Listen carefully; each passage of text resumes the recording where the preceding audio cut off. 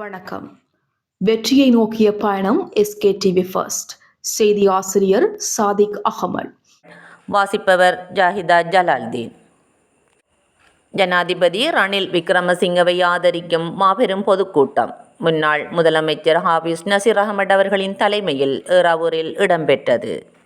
வடமேல் மாகாண முதலமைச்சர் நசீர் அகமட் மற்றும் வெளிநாட்டு அலுவல்கள் அமைச்சர் அலி சப்ரி, மட்டக்களப்பு மாவட்ட பாராளுமன்ற உறுப்பினரும் அமைச்சருமான அலி ஜாஹிர் மௌலானா, அனுராதபுரம் மாவட்ட பாராளுமன்ற உறுப்பினர் இஷாக் ரஹ்மான் உட்பட அரசியல் பிரமுகர்கள், பொதுமக்கள் என பலரும் கலந்து கொண்டனர்.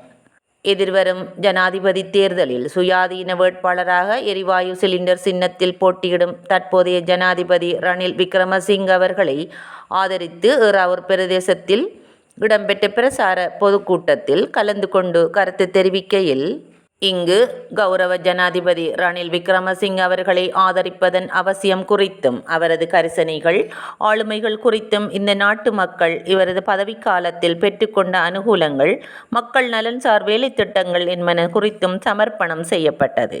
இதன்போது ஜனாதிபதி அவர்களுக்கு ஆதரவு வழங்க முன்வைத்த நிபந்தனைகளில் உள்ளடக்கப்பட்ட ஜனாசா பலவந்த எரிப்பு, அதற்கான மன்னிப்பு கோரல், பாதிக்கப்பட்ட மக்களுக்கான நஷ்டஈடு என்பவற்றுடன் இன்னும் ஒரு முறை இவ்வாறான அநீதிகள் இடம்பெறாத வண்ணம் உறுதியான ஏற்பாடுகள், விசாரணை குழு என்பவை தொடர்பிலும், காணி எல்லை பிரச்சினைகள் என்பன குறித்தும் குறிப்பிடப்பட்டது. மேலும் தனது நடவடிக்கைகள், முன்னெடுப்புகள் மற்றும் முஸ்லிம் சமூக நலனில் காட்டப்படும் கரிசனைகள் என்பன குறித்த தனது நிலைப்பாட்டை மக்கள் முன் கௌரவ ஜனாதிபதி பகிரங்கமாக வெளிப்படுத்தி சென்றமையும் குறிப்பிடத்தக்கது. நாங்கள் இவர்களை வெல்ல வைக்க வேண்டிய பொறுப்பு எங்களுக்கு இருக்கிறது. அதற்காக நாங்கள் யாருக்கு சத்தமா சொல்லுங்க, கேஸ் சிலிண்டர் போடுற எல்லாரும் அங்க கேக்குது இல்ல பின்னுக்கு கேஸ் சிலிண்டர் எழுப்பி சொல்லுங்க எல்லாரும் எழுப்பி சொல்லுங்க, கேஸ் சிலிண்டர் போடுறியா? ஜனாதிபதி ரணில் விக்ரமசிங்க மெதுவாக ஜனாதிபதி ஆக்குறையா? ஜனாதிபதி ரணில் விக்ரமசிங்கம் அதுக்கு நாம ஒரு வாக்கு கொடுக்கிறதா? எல்லாரும் சொல்லணும். எனக்கு தெரியும், நீங்க சொன்னா மாற மாட்டீங்க. ஐ நோ, நீங்க சொன்னா ஒரு நாளும் வாக்கு மாறுகிறவர்கள் அல்ல, நம்பி இருக்கின்றீர்கள். நாங்கள் எத்தனையோ விடயங்களை சாதித்து விட்டு இங்கு பேச வந்திருக்கிறோம். நாங்கள் இவர்களை வெல்ல வைக்க வேண்டிய பொறுப்பு எங்களுக்கு இருக்கிறது. அதற்காக நாங்கள் வருகிற காலத்திலே சஜித் பிரேமதாசாவுக்கு நாங்கள் வாக்கு கொடுத்து விட்டு, உங்களுக்கு தெரியும் பிரேமதாசா யாரு? புலிகள்ற காலத்துல முஸ்லிம்களை கொன்றடிச்ச பிரேமதாசா, வடக்கில் இருந்து முஸ்லிம்கள் வெளியேற்றப்பட்ட போது ஆமியை போட்டு தடுத்து நிறுத்த முடியாத பிரேமதாசாவின் மகன் தான் சஜித் பிரேமதாசா. அவருக்கு ஓட்டு போடலாமா? போடுறையா?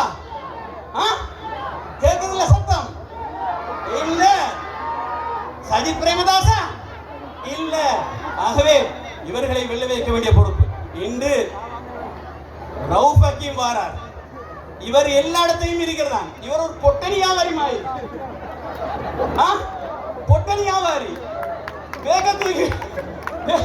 வேக தூக்கி இடிப்பு வருவாரு.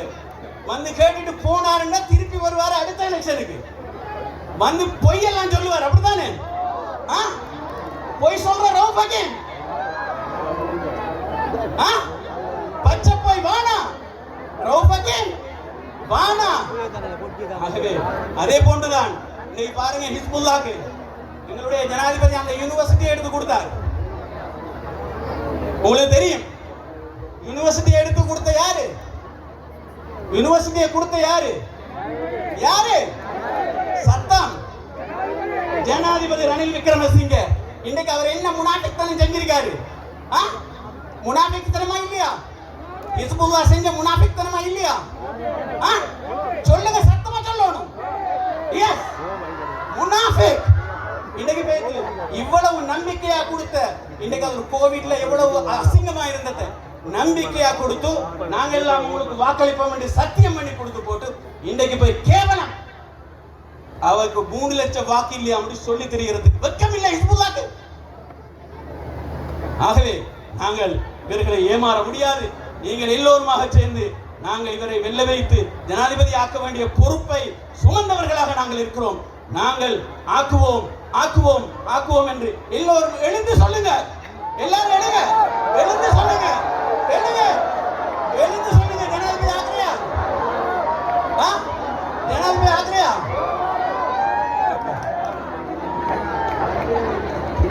बघाई मेरठे देशपालन इतिहासे पसुकीय काल परिच्छेदे अब मुहुलदुन अभाग्य संग எதிர்கால சிறந்த நாட்டுக்கு ஜெயவேவா ஜெயவேவா ஜெயவேவா.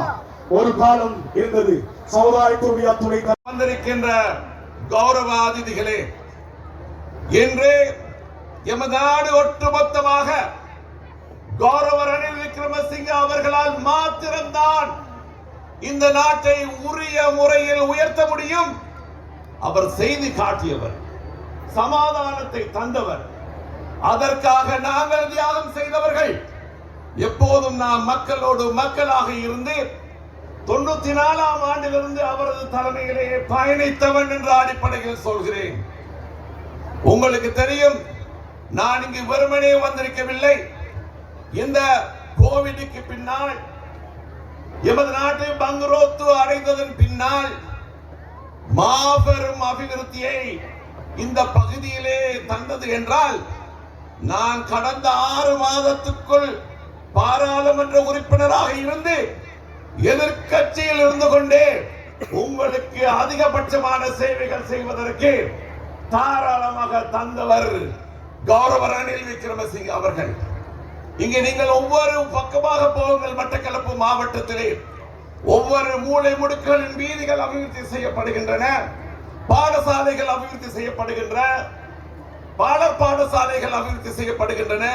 வாலிப தோழர்களுக்கு தேவையான விளையாட்டு கழகங்கள், விவசாய மக்களுக்கு தேவையான உரம், எங்களது மக்கள் வறுமையில் வாடுகின்றவர்களுக்கு இப்போது 7500 முதல் 15000 வரை மாதா மாதம் கிடைக்கக்கூடிய ஒரு கருத்திட்டத்தை அவர் முன்வைத்து வந்திருக்கின்றார். இவ்வாறான விஷயங்கள் எல்லாம் தொடர வேண்டும் என்றால் வருகின்ற செப்டம்பர் 21ஆம் தேதி நடைபெறுகின்ற அந்த ஜனாதிபதி தேர்தலிலே நாங்கள் நன்றியுடன் அவர்களுக்கு வாக்களிக்க வேண்டும்.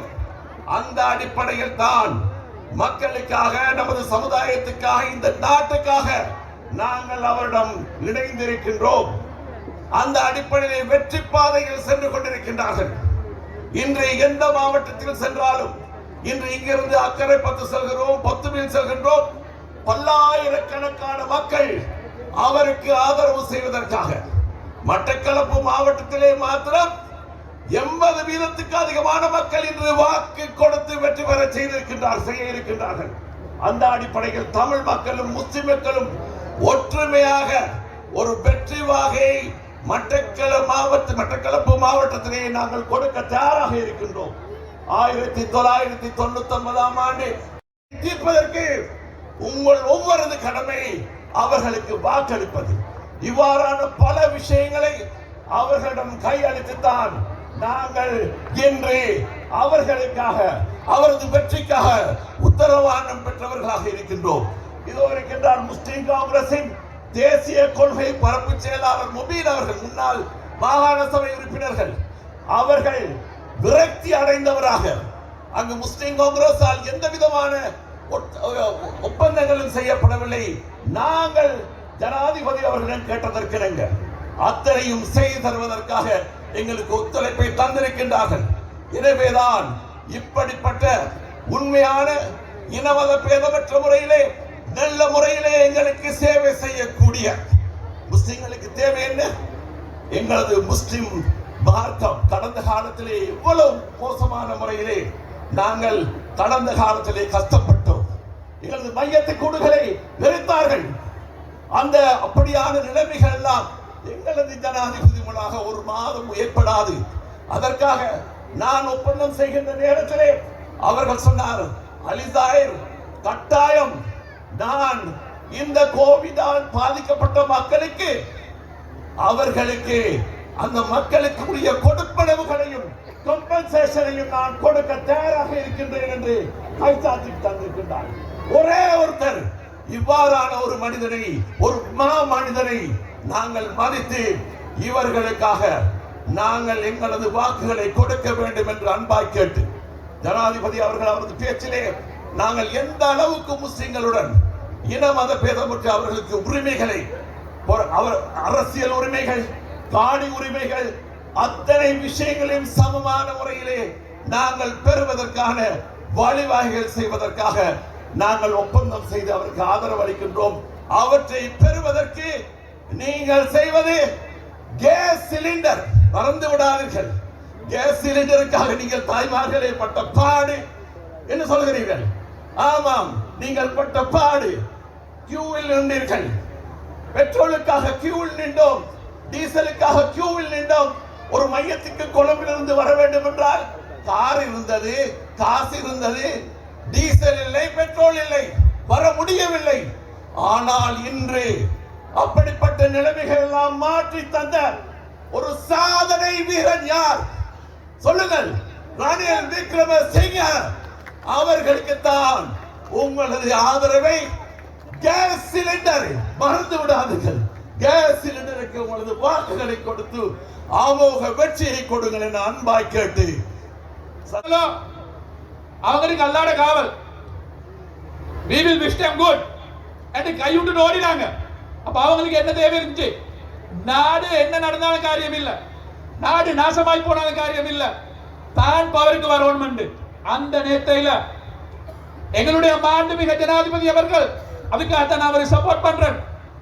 வேற ஒருத்தரும் பாரமடிக்கலான்றத பயம் இல்லாம துணிச்சலோட தைரியத்தோட பாரமடித்தாரு, அதுதான் லீடர்ஷிப் குவாலிட்டி. அந்த பாரமடித்து 2 வருஷத்துக்கு பிறகு 6 மாசத்துல நாங்க எலக்ட்ரிசிட்டி கட்டிங் அப்படியே இல்லாமக்கி போட்டோம், பெட்ரோல் கியூ இல்லாமக்கினோம், கேஸ் கியூ இல்லாமக்கினோம், மருந்து எல்லாத்தையும் எடுத்து கொடுத்தோம். உங்களுக்கு தேவையான அத்தனை போரு ஃபர்டிலைசர் எங்களுக்கு தந்தோம். 2500 எடுத்து அவங்களுக்கு அஸ்வசமையில 7500 கொடுத்து 3 தரத்தாவை கூடி தந்திருக்கிறோம். இலங்கையில மாபெரும் ஒரு மாற்றத்தை 2 வருஷத்துல மாத்தின ஜனாதிபதி அவர்களுக்கு நாங்க மீண்டும் ஓட் கொடுக்க தேவையா இல்லையா என்ற கொஸ்டின் உங்களுக்கு இருக்குது. அதனால முஸ்லிம் சமுதாயம் எதனாலும் முதலாவதாக நாட்டை பற்றி சிந்திச்ச சமுதாயம் முஸ்லிம் சமுதாயம், எதனாலும் நாட்டோடு இருந்த சமுதாயம். இந்த நாட்டை மீண்டும் கட்டி எழுப்ப வேண்டும் என்றால் ஒரு காவல்ல 2 தொடுக்கா இலங்கை நாட்டை திருப்பி எடுத்த 1999 2022 ரிசெஷன்ல இந்த நாட்டை கட்டி எழுப்பி குரோத்துக்கு கொண்டு போன எங்கட ஜனாதிபதி அவர்களுக்கு இந்த டைம்ல அவருக்கு கொடுக்கிறதா?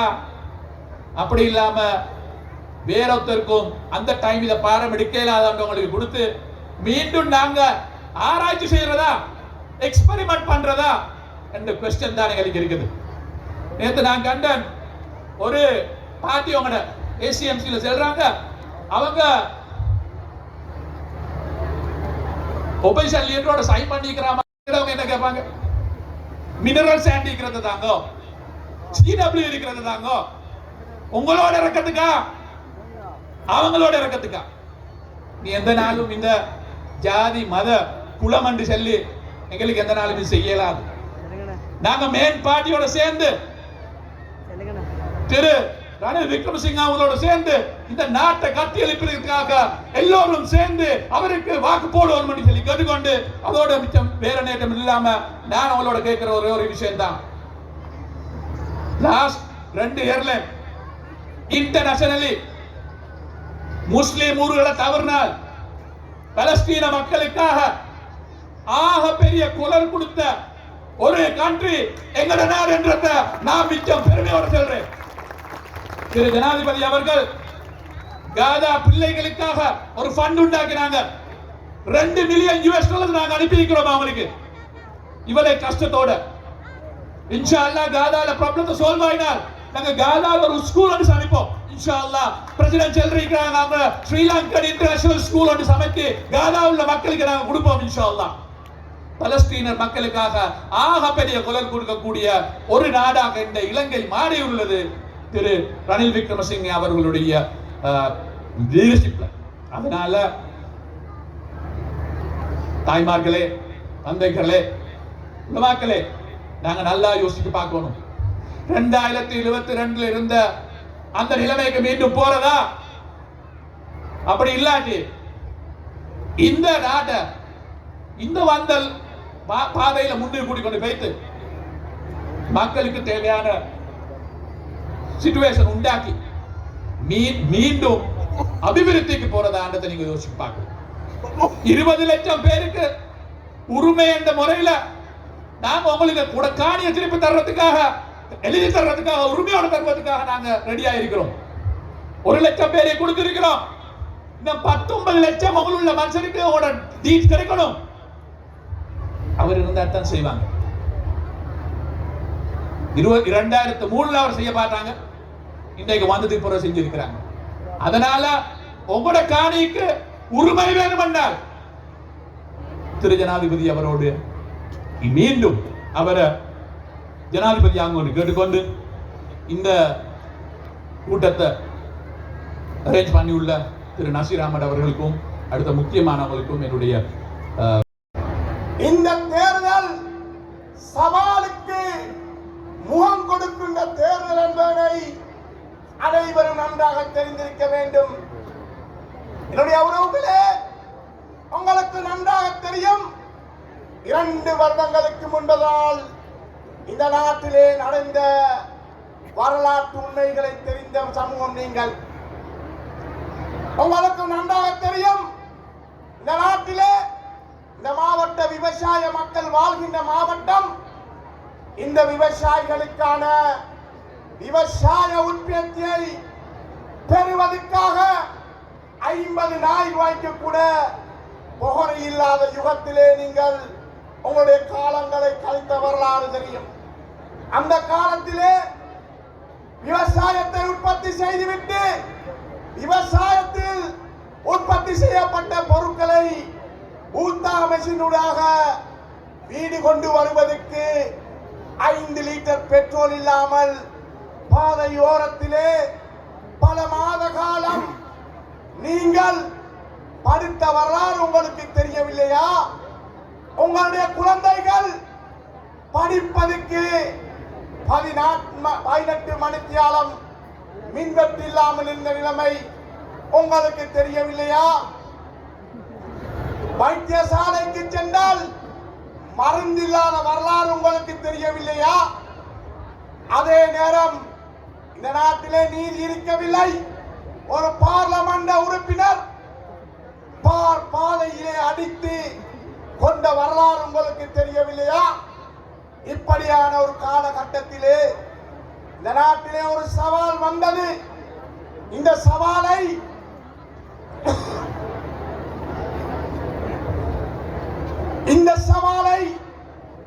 பொறுப்பெடுக்குமாறு இந்த நாட்டிலே உள்ள 225 பார்லமெண்ட் உறுப்பினரிடத்திலே இந்த நாட்டு மக்கள் மண்டாடிய வரலாறு உங்களுக்கு தெரியவில்லையா?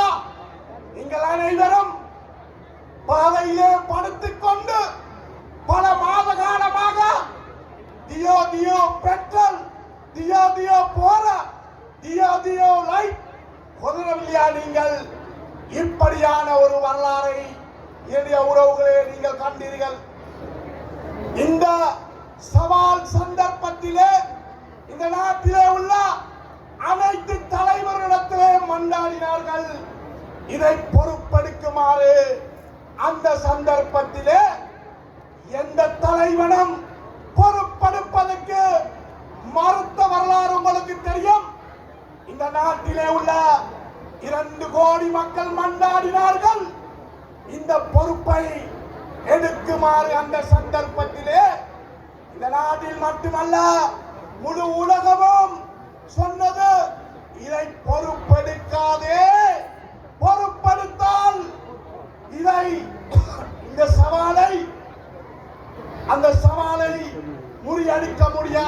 காலகட்டத்திலே அந்த எதிர்கட்சி தலைவனையும் அனுரகுமார திசாநாயக்கையும் அழைத்த பொழுது அவர்கள் என்ன செய்தார்கள் தெரியுமா? 100 மீட்டர் ஓட்டத்தை ஓடி ஒலித்த வரலாறு உங்களுக்கு தெரியவில்லையா? அந்த காலகட்டத்திலே உலகம் ஏழாது இதை பொறுப்படுக்காதே அந்த சவாலை ஒரு தனி மனிதன் வந்து பொறுப்படுத்து இன்று 2 வருடத்துக்குள் தலையெழுத்தை மாற்றிய வரலாறு என்னுடைய உறவுகளே உங்களுக்கு தெரியவில்லையா? இன்று வருகின்றார்கள். எவ்வாறு வருகின்றார்கள் பாருங்கள்.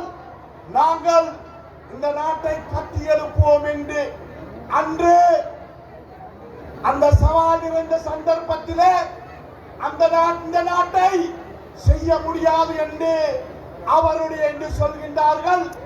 என்னிடத்திலே நல்ல ஒரு கண்டாயம் இருக்கின்றது. பாருங்கள், இந்த நாட்டை பொருளாதாரத்திலே நான் உயர்த்தி தருவேன் என்று சொல்கின்றார்கள். உங்களிடத்திலே நான் கேட்கிறேன், அன்று இந்த சவால் மிக்க சந்தர்ப்பத்திலே அவருடைய இன்று இருக்கின்ற ஹர்ஷ சில்வா போன்றவர்களிடத்திலே மத்திய කාටද පුළුවන් එහෙම මුදල් වැඩි කරන්න?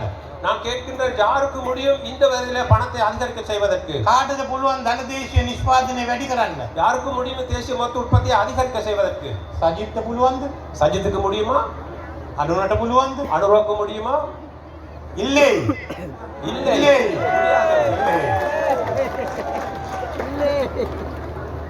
ඉතින් මොනවාට ඇවිල්ලා ඡන්ද ඉල්ලන්නේ? எதற்காக வந்து இங்கே அவர் வாக்கு கேட்கின்றார்கள்? කාටද ආශ්‍රය කරන්න නැතුව දෙදමින්නවා. அவர்கள் வீட்டில் இருக்க வேண்டியதான். දුන්නේ අවස්ථාවේ දිව්වා. அவர்கள் கொடுத்த வாய்ப்பின் பொழுது அவர்கள் ஓடிவிட்டார்கள். දුවලා නැවැත්තුවේ පැරිස් ඔලිම්පික් එකේ. அவர்கள் ஓடி போய் நின்று விட்டார்கள், தூரம் போய். පුළුවන් ද ඔයගොල්ලෝ රටක් පාලනය කරන්න? இவர்களுக்கு ஒரு நாட்டை நிர்வகிக்க முடியுமா? මිනිස්සු අමාරුවේ තිබුණ තැන පැනලා දිව්වා. மக்கள் கஷ்டத்தில் இருக்கின்ற நேரத்திலே பாய்ந்து ஓடிவிட்டார்கள். මට විතරයි තිබුණේ ආසනේ. ඒත් මං ගිහින් කිව්වා මම මේක බාර ගන්නම් මිනිස්සු දුක් විඳින නිසා. எனக்கு ஒரே ஒரு தேர்தல் தொகுதி தான் ஆசனம் இருந்து அது என்னுடையது. நான் போய் சொன்னேன், மக்கள் கஷ்டப்படுகின்றார்கள், நான் அதை பொறுப்பேற்றுக் கொள்கின்றேன் என்று. අපේ ගෙවල්ලත් අඩු හිලකම් තිබුණා. எமது வீடுகளில் குறைபாடுகள் இருந்தன. ඒ ප්‍රශ්නයක් තිබුණේ නැහැ. இருப்பினும் பிரச்சனைகள் இருக்கவில்லை. වටේ මම දැක්ක මිනිස්සු දුක් විඳින. நாட்டிலே மக்கள் கஷ்டப்படுவதை நான் கண்டேன். පාර්ලිමේන්තුවට යනකොට, பாராளுமன்றத்துக்கு செல்லும் பொழுது, කොළඹින් පිට යනකොට, இன்னும் அவர் வேலைக்கு போகும் பொழுது 3 wheeler ගෙනියන්න බැරිව. 3 wheel ஒன்றை ஓட்டி செல்ல முடியாது. ඔයගොල්ලෝ දිකොනේ වින්දේ නේද? நீங்கள் தான் இந்த கஷ்டத்தை ඔක්කොම මේක වින්දානේ. நீங்கள் இதை அனுபவித்தீர்கள் தானே? ඒක දැකලා ඔයගොල්ලෝ කෙරේ இருக்கவில்லை, ඉන්ධන තිබුණේ නැහැ, எரிபொருள் இருக்கவில்லை, ඩීසල් තිබුණේ නැහැ, டீசல் இருக்கவில்லை, ගොවිතැන් කරන්න බෑ, වාහන දුවන්නේ නැහැ, விவசாயம் செய்ய முடியாது, வாகனம் ஓட்ட முடியாது, ආර්ථිකය නැවතුණා. பொருளாதாரம் நின்று விட்டது. ඒ කාලේ කෑම තිබුණේ නැහැ, බේත් තිබුණේ නැහැ, අමාරුවෙන් ජනතාව ජීවත් වුණේ. அந்த காலத்தில் உணவு இருக்கவில்லை, மருந்துகள் இருக்கவில்லை, மக்கள் மிகவும் கஷ்டத்துடன் வாழ்ந்தார்கள். මම ජූලි මාසේ 2022 ආණ්ඩුව බාරගත්තැද්දී මං ඉස්සෙල්ලම තීරණය කළේ පෝර දීලා වී වගා කරන්නට අවස්ථාව ලබා දෙන්න. நான் முதலாவதாக ஜூலை 21, 22 நாட்களில் நான் அரசாங்கத்தை பொறுப்பேற்ற பொழுது முதலாவதாக நான் தீர்மானித்த இந்த நாட்டுக்கு உரம் புகர வழங்கி இந்த நாட்டுடைய விவசாயத்தை கட்டி எழுப்ப வேண்டும் என்று. කන්න පහක් ඔයගොල්ලෝ ගොවිතැන් කරා. நீங்கள் 5 போகங்கள் பயிற்சிகை பண்ணினீர்கள். එක කුඹරක්වත් පුරන් වුණේ නැහැ. ஒரு வயல் கூட நீங்கள் அது புரியோடி போகவில்லை. මම බාරගත්තේ ජූලි 2022 23 ජල කන්නේ සාර්ථක වුණා. நான் பொறுப்பேற்ற ஜூலை மாதம் 2022 அந்த பெரும்போகம் வெற்றி அடைந்தது. 23 මහ කන්නේ සාර්ථක වුණා. 23ஆம் ஆண்டிலே பெரும்போக பயிற்சிக்கு வெற்றி அடைந்தது. 23 යල 23 24 යල කන්න සාර්ථක වුණා. 23 24ஆம் ஆண்டுகளிலே சிறுபோகமும் வெற்றி அடைந்தது. 24 මහ කන්න සාර්ථක වුණා. 24ஆம் ஆண்டு பெரும்போகமும் வெற்றி வாகை சூடியது. දැන් මම මෙහෙ එනකොට මට දකින්නවා 24 25 යල කන්නේ සාර්ථක වෙනවා කියලා. நான் இங்க வந்த பொழுது இப்பொழுது பார்க்கின்றேன் 24 25ஆம் ஆண்டிலே பெரும்போகமும் வெற்றி அடையும் என்று. එහෙනම් ගොවිතැන් කරන්න අවස්ථාව දුන්නා. ஆகவே பயிற்சிகைக்கான இடம் வழங்கி இருக்கின்றேன். කෑම කන්න අවස්ථාව දුන්නා. உணவு உண்பதற்கான வாய்ப்பை வழங்கி இருக்கின்றேன். අන්න එහෙමයි දුන්නේ. அப்படித்தான் வழங்கி இருக்கின்றோம். කුඹුරක් පිරෙව්වා, வயலையும் நிரப்பினோம், කුස්සියක් පිරෙව්වා. நாங்கள் சமையல் அறையும் நிரப்பினோம். ඕකනේ ඕනේ. அதுதானே தேவைப்பட்டது. ඉන්ධන දුන්නා, எரிபொருள் வழங்கப்பட்டது, බේත් දියනවා. மருந்துகள் இருக்கின்றன. මේ බඩු ඔක්කොම උවමනා බඩු භාණ්ඩේ තියෙනවා. ආර්ථිකය දැන් ආපහු දියුණු වෙනවා.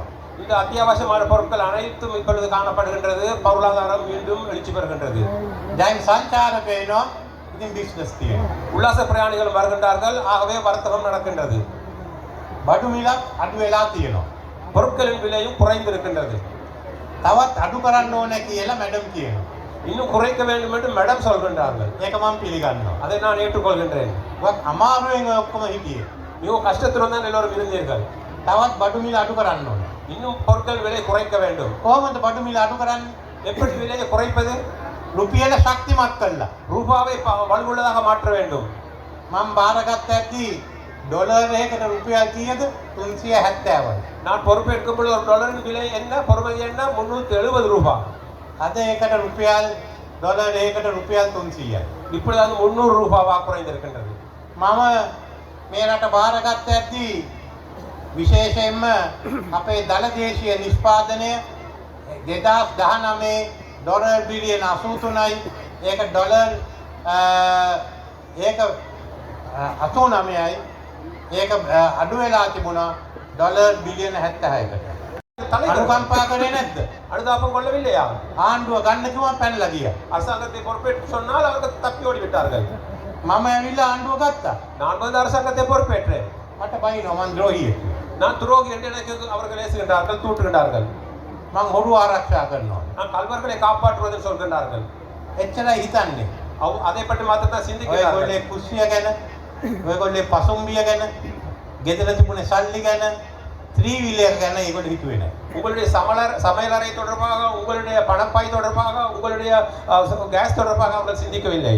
ඒගොල්ලෝ කිව්වා සල්ලි නැහැ කියලා සමුර්ධ ගෙවන්න. அவர்கள் சமுர்த்தி வழங்குவதற்கு பணம் இல்லை என்று சொன்னார்கள். මම සමුර්ධ නෙවෙයි අස්වැසුම දැම්මා. ඒවැ 3 ගුණයක් ගෙවන්න. நான் சமுர்த்தி அல்ல, நான் அஸ்வசமே அறிமுகம் செய்தேன். அதே போன்று 3 மடங்கு வழங்குவதற்கு ලක්ෂ 16 මං කිව්වා ලක්ෂ 24 කරන්න. 16 லட்சத்தை நான் 24 லட்சமாக அதிகரித்தேன். මට ලෝක බැංකුවේ මුදල් හම්බුණා. எனக்கு உலக வங்கியிலிருந்து பணம் கிடைத்தது. මෙහේ සමහරට තාම හම්බෙලා නැහැලු. ඒක හරි සමහර තැන්වල කල් ගිහින් තියෙනවා. අපි ඒ ටිකත් විගහට අවසන් කරන් තිබුණා. இங்கே ஒரு சிலருக்கு கிடைக்கவில்லை என்று நான் கேள்விப்பட்டேன். அது கொஞ்சம் தாமதமாக இருக்கின்றது. நாங்கள் கூடிய சீக்கிரத்தில் அதை நாங்கள் நிவர்த்தி செய்வோம். අඩු ආදායම් අයට අපි හාල් කිලෝග්‍රෑම් 10 ගානේ මාස දෙකක් දුන්නා. குறைந்த வருமானம் பெறுகின்றவர்களுக்கு 10 கிலோ வீதம் நாங்கள் அரிசி 10 கிலோ வீதம் 2 மாதங்கள் வழங்கி இருக்கின்றோம். අපි පාසල් දරුවන්ට ආහාර වේල දුන්නා. பாடசாலை பிள்ளைகளுக்கு உணவு வேலையை வழங்கினோம். තව මොකද්ද මම කරන්නේ? வேறு நான் என்ன செய்ய வேண்டும்? මම වැඩිහිටියන්ගේ දීමනා වැඩි කරා. நான் முதியோர்களுடைய கொடுப்பனவை அதிகரித்தேன். මෙහෙම ලයිස්ට්ුවක් තියෙනවා ඔක්කොම කියවන්න යන්නේ නැහැ. அதுக்கு ஒரு பெரும் பட்டியலே இருக்கின்ற நான் எல்லாவற்றையும் வாசிக்கவில்லை. ඇයි මේ නායකින් ඇවිල්ලා මං එක එකතුනේ නැත්නම් මේක බෙදන්නේ? இதை செய்வதற்கே இந்த தலைவர்கள் வந்து என்னோடு சேர்ந்து கொள்ளவில்லை. ජනතාව එක්ක තරහක් තියෙනවා ඒගොල්ලෝ. அவர்களுக்கு இந்த மக்களோடு ஒரு கோபம் இருக்கின்றதா? ඔයගොල්ලෝ යම් කිසි වැරද්දක් කරාද සජිත්ට? நீங்கள் ஏதாவது ஒரு கொலை செய்தீர்களா சஜித்துக்கு? මෙහෙම ඇවිල්ලා උදව් නොකරන්නේ. இவ்வாறு வந்து உதவி செய்யாமல் இருப்பதற்கு ඔබතුමාලා යම් කිසි වැරද්දක් කරාද අනුරට එහෙම මොකක්ද නොකරන්නේ? நீங்கள் ஏதாவது பிழை செய்தீர்கள் அனுரோகம் உங்களுக்கு உதவி செய்யாமல் இருப்பதற்கு ඒ ඇවිල්ලා උදව් කරන්න තිබුණානේ. அப்பொழுது வந்து அவருக்கு உதவி செய்ய வேண்டி இருந்ததே. ඔබේ ප්‍රශ්න ගැන හිතුවේ නැහැ. உங்களுடைய பிரச்சனையை பற்றி அவர்கள் சிந்திக்கவில்லை. තමන්ගේ ප්‍රශ්න ගැන හිතුවේ. தனது பிரச்சனையை பற்றி மாத்திரம் தான் சிந்தித்தார்கள். මේක හරියන්නේ නැහැ. මේක කඩා වැටෙනවා මගේ නම නැති වෙනවා. இது சரிவர மாட்டாது, இது வீழ்ச்சி அடைந்து விடும், எனது பதவி இல்லாமல் போய்விடும். දැන් වෙලා තියෙන්නේ මේක හරි ගියා ඒගොල්ලේ නම නැති වුණා. இப்பொழுது இது சரி வந்து விட்டது, வெற்றி அடைந்து விட்டது, அவர்களுடைய பெயர் இல்லாமல் போய்விட்டது. ඒකට ඡන්දෙ දෙන්න. அவர்களுக்கு வாக்களிப்பது මං ඇවිල්ලා උරුමය දුන්නා. තමන්ගේ ඉඩම් වලට සින්නක් කරවපු. நான் வந்து உரிமை என்ற அடிப்படையிலே எல்லா காணிகளுக்கும் நான் உரிமை வழங்கினேன். කොළඹ අඩු ආදායමයි තමන් ඉන්න තට්ටු නිවාසවල අයිතිය. கொழும்பிலே மாடி வீடுகள் இருக்கின்றவர்கள் அதனுடைய உரிமையை வழங்கினேன். වතු කරේ ගම්මාන හදලා ඉඩම් දෙන්න. தோட்டத்திலே கிராமங்களை அமைத்து காணிகள் வழங்கினேன். ඇයි ඒගොල්ලෝ මේක කඩේ නැත්තේ? ஏன் அவர்கள் இதை செய்யவில்லை? ඇයි මේක යෝජනා කරේ නැත්තේ? ஏன் அவர்கள் இதை முன்மொழியவில்லை? ඒ ගැන කතා කරන්නේ. அவர்கள் இதை பற்றி பேசுவதில்லை. ඔක්කොම මිනිස්සු ජීවත් වෙන්න ඉඩම් තියෙනවා. மக்கள் வாழ்வதற்கு காணி இருக்க வேண்டும். මෙහෙත් ප්‍රශ්න තියෙනවා. කෝරළේ පත්ව පැත්තෙත් තියෙනවා.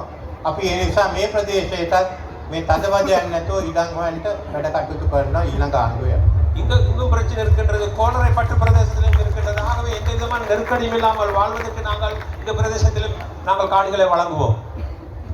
මුස්ලිම් ජනතාවට ලොකු හානියක් වුණා විශේෂයෙන්ම භූමි දාන්න කරන්න නැතුව ආදාන කරපු නිසා.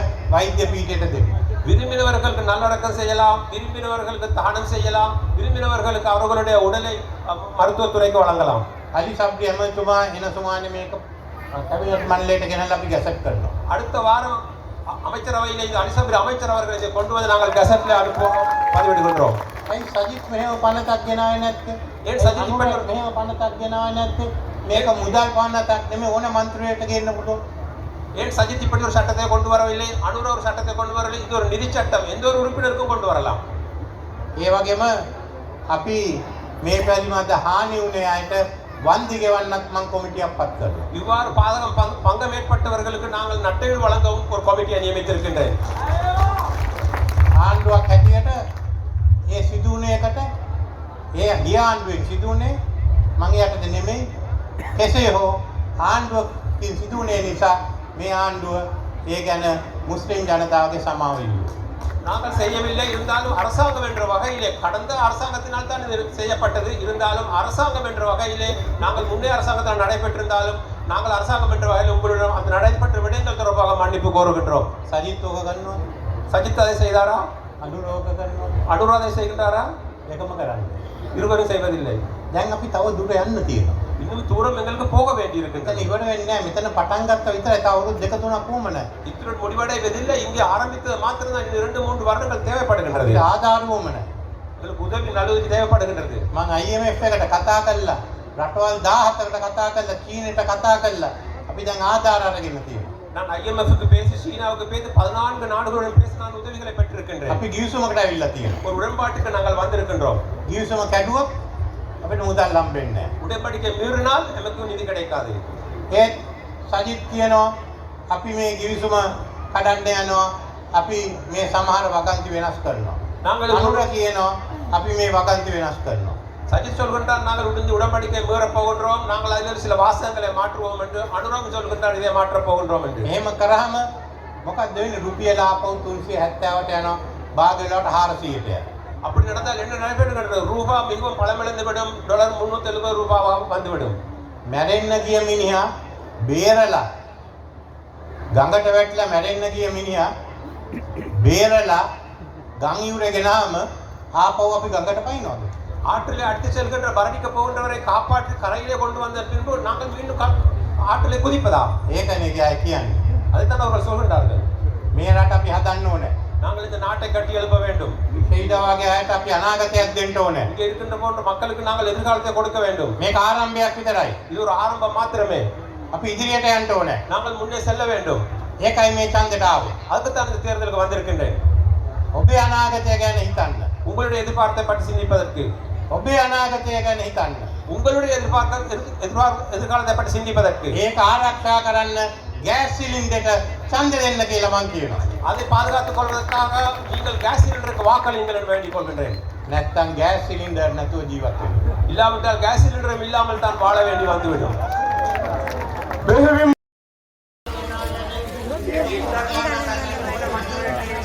நீங்க இப்படி ஒன்று செய்யுங்க.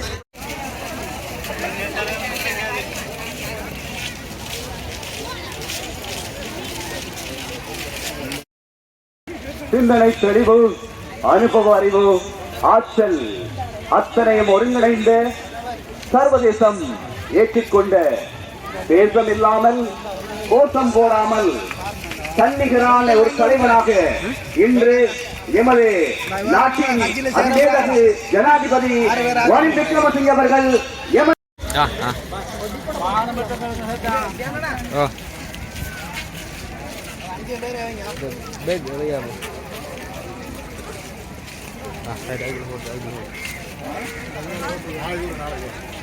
කරන බවට අපි ඔබේ විශ්වාසය මේ ජන ගංගාවක් බවට